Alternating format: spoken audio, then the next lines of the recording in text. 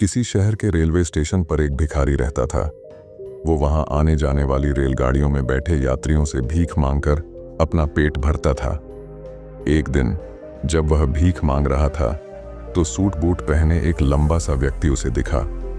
उसने सोचा कि यह व्यक्ति बहुत अमीर लगता है, इससे भीख मांगने पर यह मुझे जरूर अच्छे पैसे देगा। वह उस लंबे व्यक्ति से भीख मांगने लगा। भिखारी को देखकर उस लंबे व्यक्ति ने कहा, तुम हमेशा मांगते ही रहते हो, क्या कभी किसी को कुछ देते भी हो? भिखारी बोला, साहब, मैं तो भिखारी हूं, हमेशा लोगों से मांगता ही रहता हूं।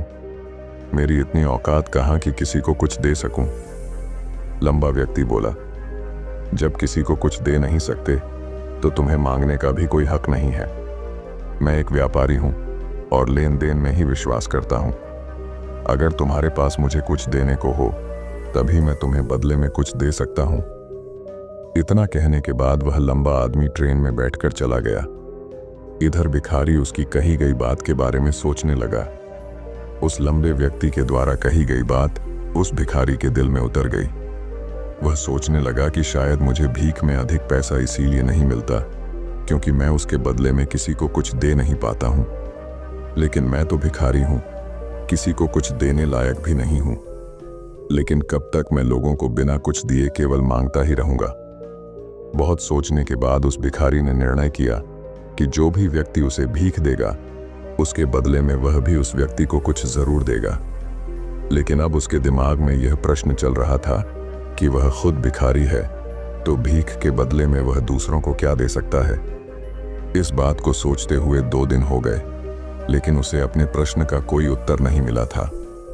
तीसरे दिन जब वह स्टेशन के पास बैठा हुआ था तभी उसकी नजर कुछ फूलों पर पड़ी जो स्टेशन के आसपास के पौधों पर खिल रहे थे।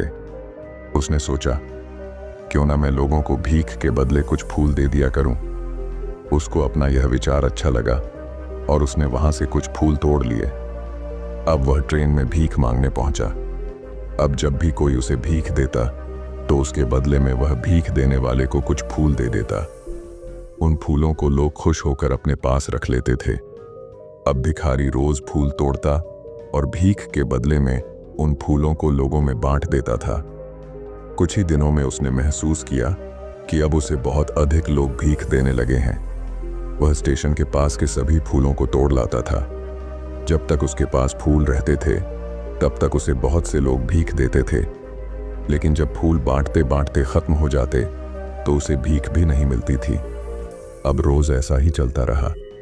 एक दिन जब वह भीख मांग रहा था तो उसने देखा कि वही लंबा व्यक्ति ट्रेन में बैठा है जिसकी वजह से उसे भीख के बदले फूल देने की प्रेरणा मिली थी। वह तुरंत उस व्यक्ति के पास पहुंच गया और भीख मांगते हुए बोला, आज मेरे पास आपको देने के लिए कुछ फूल हैं। आप मुझे भीख दीजिए तो बदले में मैं आपको कुछ फूल दूंगा। उस लंबे व्यक्ति ने उसे भीख के रूप में कुछ पैसे दे दिए और भिखारी ने कुछ फूल उसे दे दिए। उस लंबे व्यक्ति को यह बात बहुत पसंद आई। वह बोला, वाह, क्या बात है, आज तुम भी मेरी तरह एक व्यापारी बन गए हो। इतना कहकर फूल लेकर वह लंबा व्यक्ति अपने स्टेशन पर उतर गया। लेकिन उस लंबे व्यक्ति द्वारा कही गई बात एक बार फिर से उस भिखारी के दिल में उतर गई। वह बार बार उस लंबे व्यक्ति के द्वारा कही गई बात के बारे में सोचने लगा और बहुत खुश होने लगा। उसकी आंखें अब चमकने लगीं। उसे लगने लगा कि अब उसके हाथ सफलता की वह चाबी लग गई है जिसके द्वारा वह अपने जीवन को बदल सकता है। वह तुरंत ट्रेन से नीचे उतरा और उत्साहित होकर बहुत तेज आवाज में ऊपर आसमान की तरफ देखकर बोला, मैं भिखारी नहीं हूं, मैं तो एक व्यापारी हूं, मैं भी अमीर बन सकता हूं। लोगों ने उसे देखा तो सोचा कि शायद यह भिखारी पागल हो गया है और अगले दिन से वह भिखारी उस स्टेशन पर फिर कभी नहीं दिखा। लेकिन 6 महीने बाद इसी स्टेशन पर 2 व्यक्ति सूट बूट पहने हुए यात्रा कर रहे थे।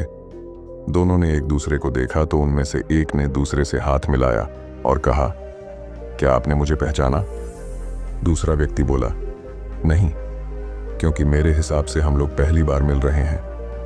पहला व्यक्ति बोला, नहीं, आप याद कीजिए, हम पहली बार नहीं बल्कि तीसरी बार मिल रहे हैं। दूसरा व्यक्ति बोला, मुझे याद नहीं, वैसे हम पहले 2 बार कब मिले थे?